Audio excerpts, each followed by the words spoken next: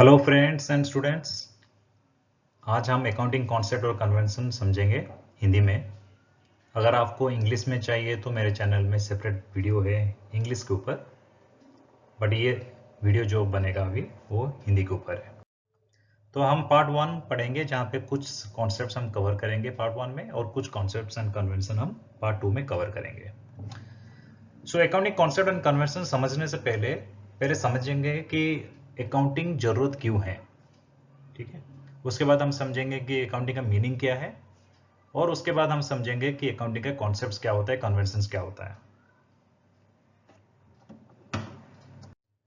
तो पहले हम समझेंगे कि अकाउंटिंग का जरूरत क्या है। ठीक है, तो अगर मुझे कोई पूछता है कि आप फाइनेंशियली स्ट्रांग हो या नहीं, मैं उनको जब जवाब दूंगा तो मैं कुछ एनालिसिस करूंगा कि मैं फाइनेंशियली स्ट्रांग हूं या नहीं हूं। तो क्या क्या एनालिसिस में करूंगा, एक है कि मेरा इनकम क्या है। ठीक है, तो मेरा एनुअल इनकम क्या है, मेरा मंथली इनकम क्या है। उसके बाद मैं देखूंगा कि मेरा सोर्स ऑफ इनकम क्या है, कहाँ कहाँ से मैं इनकम अर्न करता हूँ। जैसे कि सैलरी इनकम हो सकता है, घर का रेंट हो सकता है, गेन फ्रॉम स्टॉक मार्केट हो सकता है, इंटरेस्ट ऑन डिपॉजिट्स भी हो सकता है। तो एक बार मैं इनकम नोट कर लूँ, उसके बाद मैं चेक करूंगा कि मेरा खर्चा कितना होता है, एक्सपेंडिचर। तो यहाँ पे एनुअल एक्सपेंडिचर कितना है वो मैं कैलकुलेट करूंगा। खर्चा कैसे टाइप का हो सकता है, हाउस रेंट हो सकता है अगर मैं भाड़े में कोई घर पे रह रहा हूँ, school fees, electricity bill, monthly grocery, medicine cost, conveyance, credit card bill. So ये सब मेरा एक्सपेंडिचर है। उसके बाद मैं चेक करूंगा कि मेरा पास कितना एसेट्स है। तो अगर मेरा इनकम एक्सपेंडिचर से ज़्यादा रहेगा तो मेरा पास सरप्लस कैश आ जाएगा, और ये सरप्लस कैश एसेट्स ही होता है। और इस कैश से मैं प्रॉपर्टी ले सकता हूँ, कार ले सकता हूँ, ज्वेलरी भी ले सकता हूँ, स्टॉक, फिक्स डिपॉजिट। तो ये सब मेरा एसेट्स है। उसके बाद मैं देखूंगा कि मेरे पास लाइबिलिटी क्या है, उधार कितना उधार है और किसको किसको मुझे पेमेंट करना है। तो यहाँ पे मुझे देखना है कि मेरे पास आज के दिन में क्या क्या लाइबिलिटीज है। तो जैसे कि लोन ईएमआई हो सकता है, क्रेडिट कार्ड पेमेंट हो सकता है। तो ये सब लाइबिलिटी मुझे चेक करना है। तो मैं अपने आप को फाइनेंशियल स्ट्रांग बोलूंगा अगर मेरा इनकम खर्चे से ज्यादा है, एंड मेरा जो एसेट्स रहेगा वो लाइबिलिटी से ज्यादा है। तो ये सब कैलकुलेट करने के लिए कि मैं फाइनेंशियल स्ट्रांग हूं नहीं हूं, इनकम, एक्सपेंडिचर, एसेट, लाइबिलिटी, ये सब अकाउंट करने के लिए एक प्रोसेस फॉलो करा जाता है, जो प्रोसेस को अकाउंटिंग बोलते हैं। अब हम समझेंगे अकाउंटिंग का मीनिंग क्या है। तो पहले एक बार टेक्निकल डेफिनेशन पढ़ लेते हैं, उसके बाद हम समझेंगे कि अकाउंटिंग का मीनिंग क्या होता है। तो यहाँ बोलता है कि accounting is a wider term and includes recording, classifying and summarising of business transactions in term of money, preparation of financial reports, and analysis and interpretation of these reports for the information and guidance of management। तो बहुत लंबा सा definition है, but हम उसको break कर करके समझेंगे अभी। तो पहला आता है रिकॉर्डिंग। जैसे हमने प्रीवियस स्लाइड में बोले कि चेक करना है income, expenditure, assets and liabilities. तो वो चेक करने के लिए मुझे रिकॉर्डिंग पहले करना है। जब तक वो रिकॉर्ड नहीं होगा तब तक मैं कैलकुलेट नहीं कर पाऊंगा कि मेरा टोटल इनकम कितना है, टोटल एसेट्स कितना है। तो रिकॉर्डिंग में बोला जाता है कि this is the first step in the accounting cycle. The accounting cycle starts from the recording of business transaction, और उस ट्रांजेक्शन को जब रिकॉर्ड करते हैं उसको बोलते हैं journal. Journal the journal provides a complete record of all business transaction. तो चाहे मैं एसेट के ऊपर लिखूं या लाइबिलिटी के ऊपर रिकॉर्ड करा जाए, जो भी किया जाएगा वो सब जर्नल थ्रू से ही होगा। नेक्स्ट, एक बार जर्नल एंट्री होने के बाद जो हमको करना है वो है क्लासिफाइंग, दैट मीन्स ग्रुपिंग करना है। अगर मेरा खर्चा एक नेचर का है तो मैं उसको ग्रुपिंग करूंगा, जो बोला जाता है लेजर। तो आप यहां अगर देखोगे क्या बोला जाता है कि it is a concern with the systematic analysis of business transaction of a similar nature at one place, done in the book called ledger. So classification can be based on nature of income, expenditure, assets and liabilities. For example, अगर मैं एक businessman हूं और मेरे under बहुत सारे workers काम करते हैं, तो वर्कर के अंदर वर्कर ए, वर्कर बी, वर्कर सी, सुपरवाइजर, बहुत कैटेगरी रहते हैं। तो मैं अगर उनको सैलरी पेमेंट करता हूं तो वो खर्चा मेरे लिए सैलरी एक्सपेंस ही रहेगा। तो मैं जर्नल एंट्री जब करूंगा, मैं वर्कर ए या वर्कर बी, वर्कर सी ऐसे करके लेजर्स क्रिएट नहीं करूंगा, तो उनको ग्रुप करके सैलरी से अंदर अकाउंटिंग करूंगा। सिमिलरली अगर मैं रेंट पेमेंट करता हूं मेरे हेड ऑफिस के लिए, या रेंट पेमेंट करता हूं ब्रांचेस के लिए, तो मेरे लिए एक ही लेजर रेंट ही काफ़ी है। मैं बहुत सारे लेजर्स नहीं क्रिएट करूंगा कि ब्रांचेस के लिए रेंट सेपरेटली और हेड ऑफिस के लिए सेपरेटली। तो जैसे मुझे रिपोर्टिंग करना है मेरे मैनेजमेंट टीम को, उस हिसाब से मैं ग्रुपिंग करूंगा। तो रिकॉर्डिंग के बाद क्लासिफाइंग जो हमारा ग्रुपिंग होता है वो करना पड़ेगा। उसके बाद आता है प्रिपरेशन ऑफ फाइनेंशियल रिपोर्ट। जैसे हमने प्रीवियस स्लाइड में पढ़े कि मैं फाइनेंशियल स्ट्रांग हूं नहीं हूं, उसको समझने के लिए एक रिपोर्ट बना जाता है जो बोला जाता है कि फाइनेंशियल रिपोर्ट्स। तो इसमें क्या होता है, जनरली आपका प्रॉफिट एंड लॉस अकाउंट बनता है, बैलेंस शीट बनता है और एक कैश फ्लो स्टेटमेंट बनता है। प्रॉफिट एंड लॉस अकाउंट में आपको पता चलेगा कि आपका नेट प्रॉफिट है या नेट लॉस है। बैलेंस शीट में आपको पता चलेगा कि ऑन ए गिवन डेट, एक पर्टिकुलर डेट में आपके पास एसेट्स कितना है और लाइबिलिटीज कितना है और आप फाइनेंशियल स्ट्रांग हो या नहीं।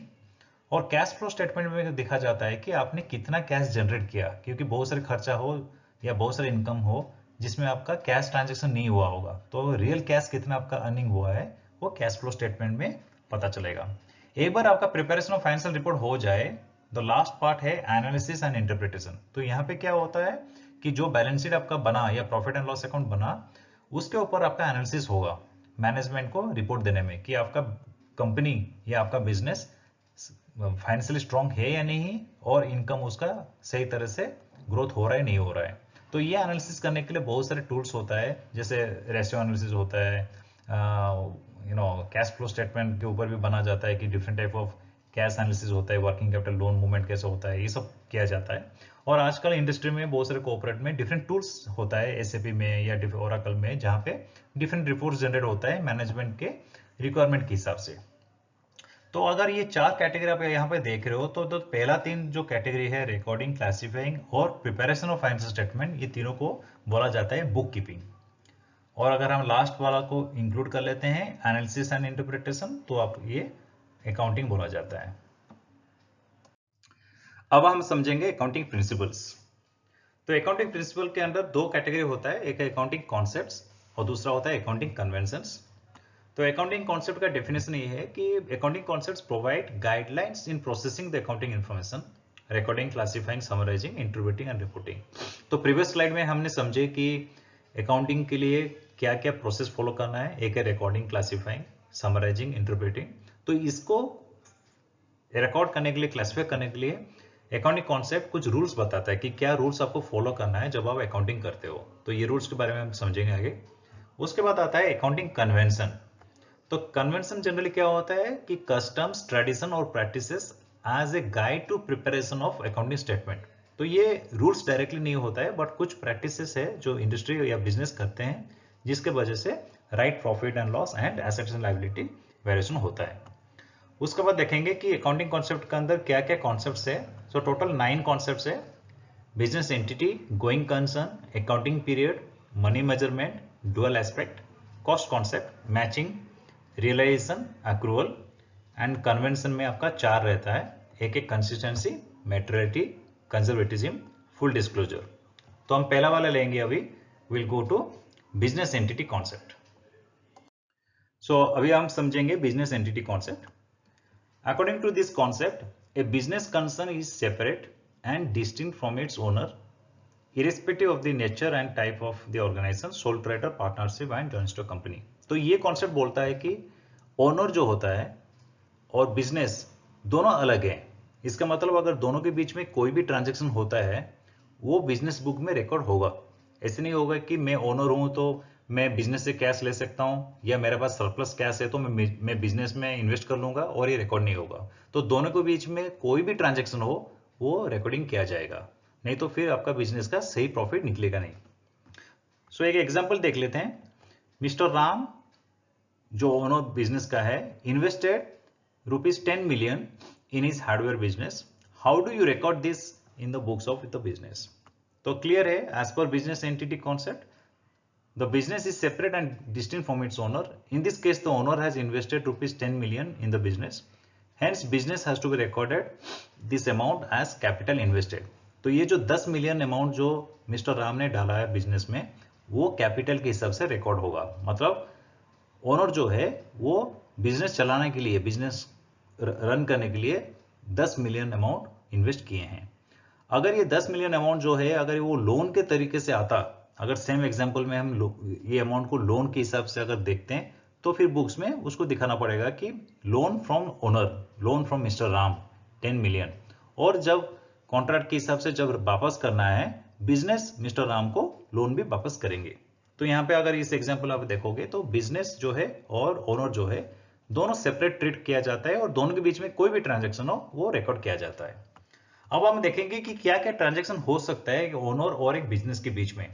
तो ओनर साइड से क्या क्या ट्रांजैक्शन हो सकता है, जैसे हमने पहला एग्जांपल देखा ऊपर में, कैपिटल इन्वेस्टमेंट हो सकता है, लोन टू बिजनेस भी दे सकते हैं, एंड ट्रांसफर पर्सनल एसेट, अगर आपके पास कोई एसेट है आप वो बिजनेस में लगाते हो तो वो भी हो सकता है ट्रांसफर ऑफ पर्सनल एसेट। वैसे हमको देखना पड़ेगा कि बिजनेस से क्या हुए जो ओनर को आ सकता है। तो लोन सेटलमेंट, अगर ओनर ने लोन दिया है बिजनेस को तो बिजनेस से वापस आएगा कॉन्ट्रैक्ट पीरियड के बाद। अगर प्रॉफिट अच्छा हो रहा है बिजनेस में तो बिजनेस डिविडेंड देगा ओनर को या प्रॉफिट देगा अगर पार्टनरशिप फॉर्म है या सोल ट्रेडर है। रेम्यूनरेशन भी देगा, अगर ओनर बिजनेस चला रहा है तो रेम्यूनरेशन भी पे करेगा बिजनेस। एंड कभी कभी ओनर इन्वेंट्री भी लेता है बिजनेस से, अगर लेता है तो फिर वो भी रिकॉर्ड होगा। तो ये कॉन्सेप्ट क्लियर बोलता है कि अगर आप ओनर के साथ कोई भी डील करते हो तो वो बुक्स में अकाउंटिंग किया जाएगा। नेक्स्ट कॉन्सेप्ट है आपका गोइंग कंसर्न कॉन्सेप्ट। वर्डिंग से आपको पता चलेगा कि गोइंग कंसर्न मतलब कि आगे बिजनेस चलेगा, ठीक है। The enterprise is normally viewed as going concern that is continuing in operation for the foreseeable future, ठीक है। It is assumed that the enterprise has neither the intention nor the necessity of liquidifying or curtailing the scale of its operation. This implies that the business as an entity has a continuity of life and is going to last near future. तो ये concept बोलता है कि जब भी आप accounting करते हो आप ये समझ के अकाउंटिंग कीजिए कि बिजनेस जो है वो लॉन्ग टर्म के लिए चल रहा है। ऐसे नहीं कि बिजनेस कल बंद हो रहा है या एक महीने के अंदर बंद हो रहा है, ठीक है। This does not mean that business entities will exist forever, but surely for a sufficient long period.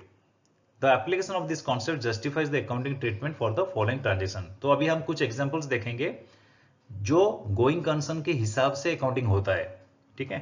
सो पहला देखिए, valuation of fixed assets on historical और original cost basis rather than realizable value as business is not intended for sale of liquidation, ठीक है। तो ये example देख लेते हैं, उसके बाद मैं आपको एक्सप्लेन कर लूंगा। The company has purchased A machine for ₹50 lakh. Company ने एक मशीन परचेज किया है जिसका कॉस्ट है 50 लाख रुपया। यूज्ड फॉर 1 ईयर, एक साल आपने ये मशीन भी यूज कर लिया, कंपनी यूज कर लिया। और डेप्रिसिएशन कितना है 10%। डेप्रिसिएशन जनरली आपका वेयर एंड टेयर, मतलब मशीन जो आप यूज करते हो तो उसमें वेयर एंड टेयर होता है, तो हमको डेप्रिसिएशन चार्ज करना है जो आपका लॉस या प्रॉफिट एंड लॉस अकाउंट के अंदर रिपोर्टिंग होता है। Value of machine at the end of the year is ₹45 lakh. तो क्या हो रहा है यहाँ पे, परचेस कॉस्ट 50 लाख था और 10% मैंने डेप्रिसिएशन डाल दिया, उसके बाद जो वैल्यू बुक्स में रहेगा वो है 45 lakh, 50 lakh minus 5 lakh. However if the company sell this machine at the end of the year it may realise only ₹40 lakh. तो ये क्या बोल रहा है कि जिस दिन मैं इसको रिपोर्ट कर रहा हूँ 45 लाख, अगर उसी दिन मैं ये एसेट को लेके मार्केट में सेल करने जाता हूँ तो मार्केट से मैं सिर्फ 40 लाख रुपया ही ला पाऊंगा। दैट मीन्स इसका मार्केट वैल्यू 40 लाख रुपीज है, ठीक है। तो क्वेश्चन अभी होता है कि मैं मशीन को 45 लाख रिपोर्ट करूं 10% डिप्रिसिएशन काट के, या मार्केट का जो वैल्यू है 40 लाख मैं 40 लाख में रिकॉर्ड करूं। तो गोइंग कंसर्न कॉन्सेप्ट बोलता है कि आपका बिजनेस तो कल बंद नहीं हो रहा है, आपका बिजनेस तो लंबा चलेगा, करेक्ट। तो जब लंबा चलेगा तो आपको मार्केट वैल्यू में अकाउंटिंग नहीं करना है, आपको नहीं देखना है कि मैं आज सेल करूंगा तो कितना पैसा आएगा। So in this case, the company will report the machine valued at ₹45 lakhs considering the going concern concept. दूसरा एग्जांपल देखते हैं, supply of goods and service on credit by supplier. आपका अगर सप्लायर मटेरियल या सर्विस आपको credit में दे रहा है, दैट मीन्स आपको आज सर्विस दे दिया या मटेरियल दे दिया और 40-50 दिन के बाद आपसे पैसा ले रहा है। तो अगर आप गोइंग कंसर्न कॉन्सेप्ट फॉलो नहीं करते हो तो कोई सप्लायर आपको क्रेडिट में नहीं देगा, क्योंकि उसको डर रहेगा कि आपका बिजनेस बंद हो जाएगा। तो अगर आपका क्रेडिटर और डेटर बुक्स में आप दिखा रहे हो तो इसका मतलब ये है कि आपका फ्यूचर में बिजनेस बंद नहीं होगा, चल रहेगा। Third example, showing prepaid expenses, deferred revenue etcetera. तो प्रीपेड एक्सपेंस क्या होता है, जैसे हम बात करते हैं प्रीपेड मोबाइल फोन, ऐसे ही तो मैं अगर कोई खर्चा आज करता हूं बट उसका जो बेनिफिट है वो मैं एंजॉय करूंगा नेक्स्ट ईयर, मतलब नेक्स्ट फाइनेंशियल ईयर। तो उस केस में वो एक्सपेंसेस जो है वो करंट ईयर का एक्सपेंस नहीं बनेगा, वो प्रीपेड ट्रीट किया जाएगा। तो अगर मैं गोइंग कंसर्न कॉन्सेप्ट फॉलो नहीं करता हूं तो मैं जो खर्चा आज किया वो टोटल खर्चा आज ही बुक कर लूंगा, मैं प्रीपेड नहीं दिखाऊंगा। तो अगर मैं कोई चीज प्रीपेड दिखा रहा हूं इसका मतलब ये एजम्पशन है या ये हम समझ रहे हैं कि बिजनेस जो है ये आगे भी चलेगा, ये बंद नहीं होने वाला है। Point number 4, charging of depreciation over useful life of asset on return down value. तो ये एग्जांपल हम देख लेते हैं। The company purchased a computer for ₹1,00,000। Company ने एक कंप्यूटर लिया 1 लाख रुपए का। तो life of the asset is 5 years, मतलब कंप्यूटर जो है उसका लाइफ 5 साल है, मतलब डेप्रिसिएशन जो है पर साल 20,000 रुपए का आएगा, 5 साल में पूरा राइट ऑफ हो जाएगा। Hence depreciation per year is ₹20,000। The company records 20,000 as depreciation considering going concern. अगर मुझे डाउट है कि बिजनेस आगे नहीं चलेगा तो मैं 20-20 हजार इंस्टॉलमेंट में डिप्रिसिएशन ना करके मैं एक साल में 1 लाख रुपए का डिप्रिसिएशन कर दूंगा। तो अगर मैं आज डिप्रिसिएशन फॉलो कर रहा हूं तो ये अजम्पशन है कि मैं गोइंग कंसर्न फॉलो कर रहा हूं।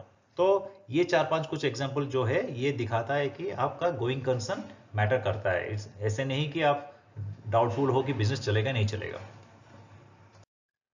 नेक्स्ट कॉन्सेप्ट आपका है अकाउंटिंग पीरियड कॉन्सेप्ट।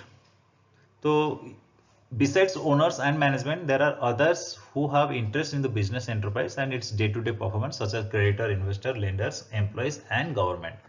तो ये बोलता है कि आपका क्रेडिटर जो होगा, जो आपको सप्लायर फ्री क्रेडिट पीरियड में दिया होगा मटेरियल, जो इन्वेस्टर्स है या जो लेंडर है जो आपको बोरिंग लोन्स दिए होंगे जैसे बैंक्स हैं, एम्प्लॉयज और गवर्नमेंट, ये सब आपके प्रॉफिटेबिलिटी देखने के लिए इंटरेस्टेड होंगे।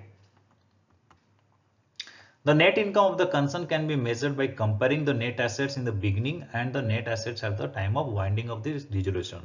तो ये क्या बोल रहा है कि अगर आपका total profit earn by the business देखना है तो जब बिजनेस स्टार्ट हुआ तभी नेट एसेट्स क्या था और जब बिजनेस डीजल हुआ, खत्म हुआ, तब क्या नेट एसेट है, दोनों का जो डिफरेंस है वो नेट इनकम है। बट ये तो सालों सालों में चलेगा ना, मतलब कुछ कुछ बिजनेस है 100-150 साल भी चलते हैं, बंद नहीं होते हैं। तो इस केस में सिंस दिस ग्रुप्स जो लोग हैं क्रेडिटर, इन्वेस्टर, लेंडर, एम्प्लॉइज, वो वेट नहीं कर पाएंगे कि आपका बिजनेस कब बंद होगा तभी वो डिटरमाइन करेंगे आपका प्रॉफिट क्या है। ठीक है, so they require to split this life of the business. So जो स्प्लिट करेंगे एक छोटे छोटे पीरियड को जो एनुअल ईयर बोला जाता है और उसको अकाउंटिंग पीरियड भी बोला जाता है। So normally an accounting period is for a period of 1 year. It may be a calendar year, financial year. Calendar year ranges from 1st January to 31st December. ठीक है, एंड फाइनेंशियल ईयर जो है आपका वो 1st अप्रैल से 31st मार्च है। तो कोई कोई कंपनी अगर कैलेंडर ईयर फॉलो करते हैं तो वो जनवरी से दिसंबर होगा, 12 महीना का। कोई कंपनी जो फाइनेंशियल ईयर फॉलो करते हैं वो अप्रैल टू मार्च होगा। और इंडिया में मैक्सिमम कंपनीज जो है वो फाइनेंशियल ईयर फॉलो करते हैं अप्रैल टू मार्च। तो एक एग्जांपल लेते हैं कि अकाउंटिंग पीरियड कॉन्सेप्ट कैसे अप्लाई किया जाता है। फॉर एग्जांपल अगर जो बिजनेस है उसने कंपनी हेल्थ इंश्योरेंस लिया एम्प्लॉइज के लिए और प्रीमियम जो है वो 1 दिसंबर 2020 को पेमेंट किया गया और जो इंश्योरेंस कवरेज है वो 1 साल के लिए था। तो 1 दिसंबर 2020 से 1 दिसंबर 2021 तक वो कवरेज रहेगा और प्रीमियम जो पेमेंट हुआ है वो 12 लाख रुपया है। तो अभी क्वेश्चन आता है कि जब मैं अकाउंटिंग करूंगा ये 12 लाख रुपए जो मैं इंश्योरेंस कंपनी को आज पेमेंट किया है, तो 12 लाख रुपए मेरा टोटल खर्चा इस साल का बनेगा या मैं प्रोपोर्शनेट या कुछ पोर्शन इस साल में डालूंगा एक्सपेंसेस और कुछ है जो नेक्स्ट अकाउंटिंग पीरियड को जाएगा। तो अगर सॉल्यूशन आप देखोगे यहाँ पे कि मैं 12 लाख पूरा दिखा सकता हूं, आंसर है नो, क्योंकि 12 लाख जो है वो नेक्स्ट 12 महीने के लिए पेमेंट हुआ है जो दिसंबर 2021 तक जाता है और मेरा करंट फाइनेंशियल ईयर जो है वो है 2020-2021, मतलब मार्च 21 में मैं बुक्स क्लोज करूंगा for the current financial year के लिए। तो क्या होगा यहाँ पे, तो दिसंबर से स्टार्ट करके मार्च 21 तक 4 महीना का जो खर्चा है वो इस साल का खर्चा बनेगा और बाकी जो 8 महीना का है वो नेक्स्ट अकाउंटिंग पीरियड में वो खर्चा बनेगा। तो आपका 4 महीना में 4 लाख रुपया इस साल का खर्चा और 8 लाख रुपया जो है वो बुक्स में प्रीपेड एक्सपेंस दिखाया जाएगा बैलेंस शीट में कि मैंने प्रीपेड किया है इंश्योरेंस कंपनी को, और यही प्रीपेड एक्सपेंसेस जो बैलेंस शीट में हमने रिपोर्ट किए हैं मार्च 31, 2021 में, वो नेक्स्ट ईयर जाके उसको एक्सपेंस ट्रीट करेंगे और प्रीपेड एक्सपेंस को जो बैलेंस शीट में है उसको जीरो कर देंगे। नेक्स्ट कॉन्सेप्ट जो है वो है मनी मेजरमेंट। तो ये वर्डिंग से आपको समझ में आ जाएगा कि जो भी अकाउंटिंग में किया जाएगा सब मॉनिटरी होना चाहिए। ठीक है, so let's see the definition पहले। Accounting is the language of business which can be interpreted by a monetary unit. It means that accounting records, reports, interprets those business transactions and events which can be expressed in terms of money. तो जो पैसा related है सिर्फ वही record किया जाएगा, जो पैसा रिलेटेड नहीं है या उसको मॉनिटरी या वैल्यूएशन नहीं कर पाओगे तो वो आइटम कभी अकाउंटिंग बुक्स में आएगा ही नहीं। तो मॉनिटरी में क्या क्या चीज आ सकता है? मेटेरियल आ सकता है, labour, expense, invest, sell, purchase, assets, liabilities in monetary units. The events or transactions, however important may be, if cannot be expressed in terms of money, do not find any place in books of accounts. So जैसे मैंने आपको बताया, अगर कोई भी चीज जितना भी इंपॉर्टेंट हो बिजनेस के लिए, अगर वो मॉनेटरी टर्म में कन्वर्ट नहीं हो पाता है तो उसको हम रिकॉर्ड कर ही नहीं पाएंगे। कैसे? अब एग्जाम्पल देखिए, द क्वालिटी ऑफ प्रोडक्ट, आपका क्वालिटी बेस्ट है बट उसको आप वैल्यूएशन नहीं कर पाओगे। डेडिकेटेड एम्प्लॉइज, अगर मेरे पास डेडिकेटेड एम्प्लॉइज है, मैं उनको सैलरी पेमेंट करता हूं तो सैलरी जो है वो खर्चा रिकॉर्ड होगा, बट जो डेडिकेटेड है, एक्स्ट्रा एफर्ट लगाते हैं, उसको हम वैल्यूएशन नहीं कर पाएंगे। बेटर वर्किंग कंडीशन, आपके ऑफिस में बहुत वर्किंग कंडीशन जो है बहुत अच्छा है, जिसके वजह से कम लोग छोड़ के जाते हैं आपका बिजनेस और लोग लंबे रहते हैं आपके कंपनी के साथ, जिसके वजह से आपका कंपनी प्रॉफिट कमाई कर रहा है। Price policy which are crucial for the smooth running, expansion and growth of an enterprise but cannot be recorded in the books. जो जो एग्जांपल हमने यहाँ पे देखे हैं, ये हम वैल्यूएशन नहीं कर पाएंगे या क्वांटिफाई नहीं कर पाएंगे कि कितना मैंने खर्चा किया है ये सब चीज के लिए, तो ये बुक्स में आएगा ही नहीं। तो एक एग्जांपल ले लेते हैं क्विकली टू अंडरस्टैंड कि मनी मेजरमेंट कॉन्सेप्ट क्या होता है।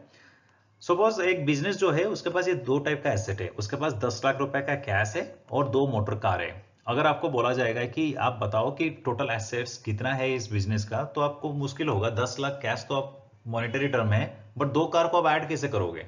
तो अगर कोई पूछता है कि टोटल एसेट्स क्या है, तो बहुत मुश्किल है इसको डिफाइन करना और उसको आंसर करना। ठीक है, बट अगर मैं इसको मॉनेटरी टर्म में कन्वर्ट कर लेता हूं तो मेरे लिए बहुत आसान हो जाएगा कि कैश 10 लाख रुपए है और 2 कार जो है वो 25 लाख का है, तो दोनों मिला के मेरे पास 35 लाख का एसेट्स है। नेक्स्ट कॉन्सेप्ट जो है वो है dual aspect concept.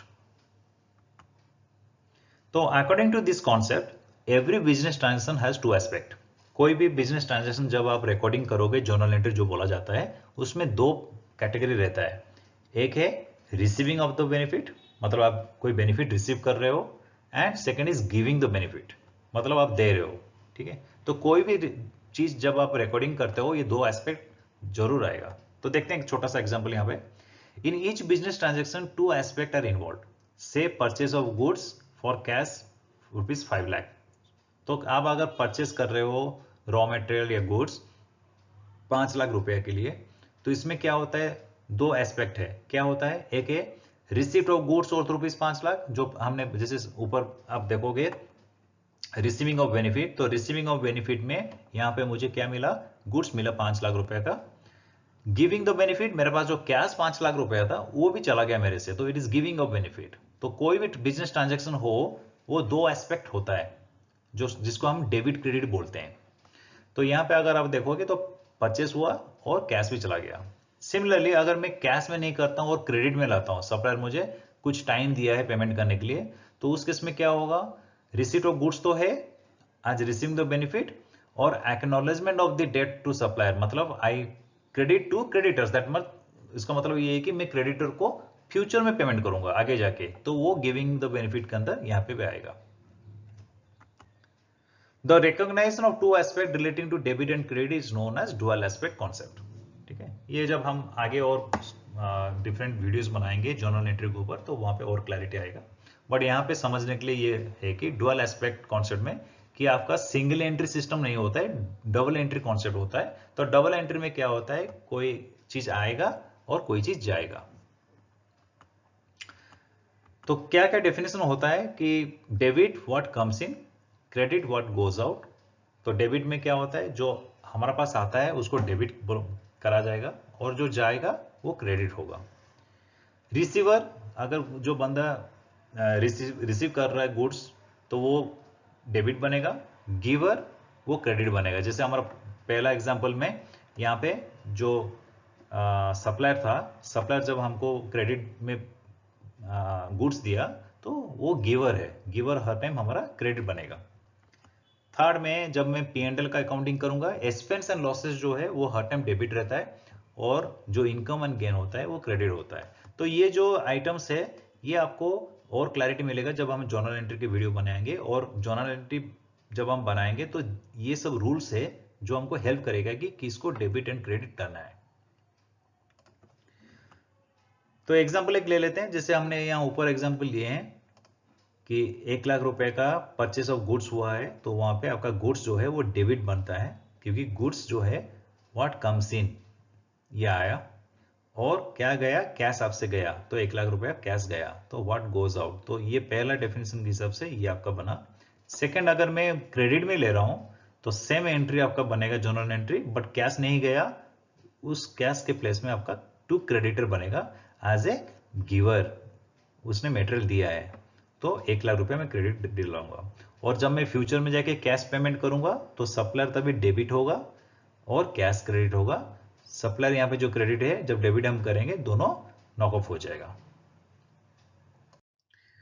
Next concept आपका आता है कॉस्ट कॉन्सेप्ट। ये कॉन्सेप्ट क्या बोलता है कि कोई भी चीज अगर आप परचेज कर रहे हो, चाहे वो गुड्स हो, सर्विस हो, एसेट्स हो या एक्सपेंस खर्चा करते हो, तो वो हिस्टोरिकल कॉस्ट में ही आपको अकाउंटिंग करना पड़ेगा। मतलब जो पैसा आपने खर्चा किया वही अमाउंट ही आपको रिकॉर्ड करना है, उससे ना कम ना ज्यादा। करेक्ट। तो एक एग्जांपल देखते हैं। If a firm buys a piece of land for ₹1 lakh, it will be recorded in the books at ₹1 lakh even if the market at that time happens to be 1,50,000। तो क्या बोल रही है कि अगर आप एक लैंड परचेस कर रहे हो, 1 लाख रुपया खर्चा कर रहे हो आप उसके लिए, तो मार्केट वैल्यू अगर उस लैंड का 1.5 लाख रुपया है, मतलब अगर आप परचेस करके इमीडिएटली आप सेल करोगे भी 1.5 लाख रुपया आपको मिल जाएगा।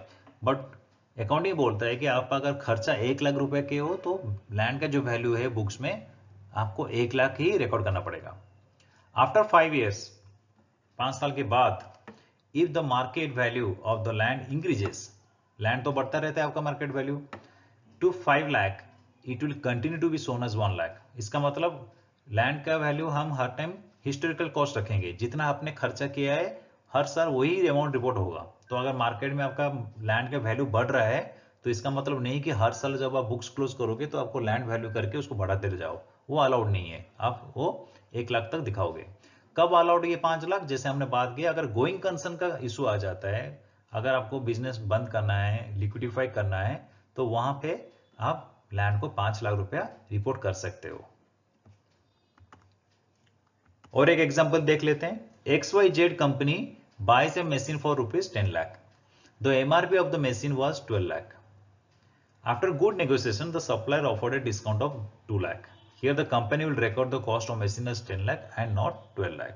तो MRP आपका 12 लाख हो, फिर भी आपको 10 लाख में अकाउंट करना है, क्योंकि जो 2 लाख डिस्काउंट आपको दिया गया है वो मॉनेटरी टर्म्स तो है, बट आपने उसको रियलाइज नहीं किया। आपने रियल खर्चा जो किया है वो 10 लाख ही किया है, तो 2 लाख जो है वो डिस्काउंट सप्लायर ने दिया है, बट आप उसको गेन या खर्चा हुआ बोल के आप रिपोर्ट नहीं कर पाओगे।